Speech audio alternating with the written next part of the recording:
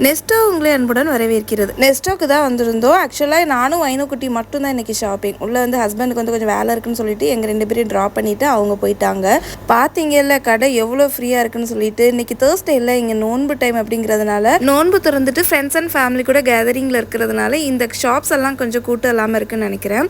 இப்போ ரீசெண்ட் டேஸில் நான் ஒருத்தரோட வீடியோ வந்து ஃபாலோ பண்ணேன். அது ஸ்வைப் பண்ணப்போ ஷார்ட்ஸில் தான் பார்த்தேன். அவரோட வீடியோஸ் பார்த்ததுக்கப்புறம் ஆட்டோமேட்டிக்காக இப்போல்லாம் ஏதாவது திங்ஸ் எடுத்தாலே இன்க்ரீடியன்ஸ் மேலே தான் கண்ணு போகுது. அதோட ஆரிஜின் அப்புறம் இன்க்ரீடியன்ஸ் எல்லாமே செக் பண்ணி வாங்குறது. அவரோட வீடியோ பார்த்ததோட எஃபெக்டான்னு கூட தெரியல. சரி வாங்கி சாப்பிட்றது கெட்டது தான், பட் அதிலே ஏதாச்சும் கொஞ்சமாச்சும் பெஸ்ட்டாக வாங்கி சாப்பிடுவேன்னு சொல்லிட்டு தான் இன்றைக்கி இப்போ வைனுக்குட்டி வந்து நூடுல்ஸ் கேட்டாலும் அதனால இருந்த 4-5 பிராண்டில் எது பெஸ்ட்டாக ஓரளவு ஓகேவா இருக்குது அப்படின்னு சொல்லிட்டு செக் பண்ணி பார்த்ததில் இந்த நூடுல்ஸ் கொஞ்சம் ஓகேவா தெரிஞ்சிச்சு. ஸோ அதனால் இன்றைக்கி வந்து இந்த நூடுல்ஸ் தான் வாங்கினேன். நம்ம வீட்டில் பார்த்தீங்கன்னா இந்த நூடுல்ஸ்லாம் வந்து அதிகமாக வாங்குறது கிடையாது. மந்த்லி ஒன்ஸ் வந்து வைணவிக்காக பண்ணுறது, அப்படி இல்லைன்னா அது ரொம்ப ஒரு மாதிரி கிரேவிங்காக இருக்கும் அப்படிங்கிறதுக்காக. இந்த நூடுல்ஸ் வாங்கும் போதெல்லாம் வந்து அப்பா பொண்ணுக்கு நடுவில் நடக்கிற சண்டையை சமாதானப்படுத்துறதுக்குள்ளே எனக்கு ஒரு வழி ஆகிடும். ஏன்னா செந்திலுக்கு நூடுல்ஸ் ஐட்டமே பிடிக்காது. இன்னைக்கு நெஸ்டோவில் தக்காளி இஞ்சி ரெண்டுமே வந்து ஆஃபரில் போட்டிருந்தாங்க. எப்போவுமே இஞ்சி ஆஃபர் போட்டிருந்தாங்கன்னா கொஞ்சம் ஒரு மாதிரி தான் இருக்கும். பட் இன்றைக்கி என்னென்னு தெரியல, ஃப்ரெஷ்ஷான இஞ்சி.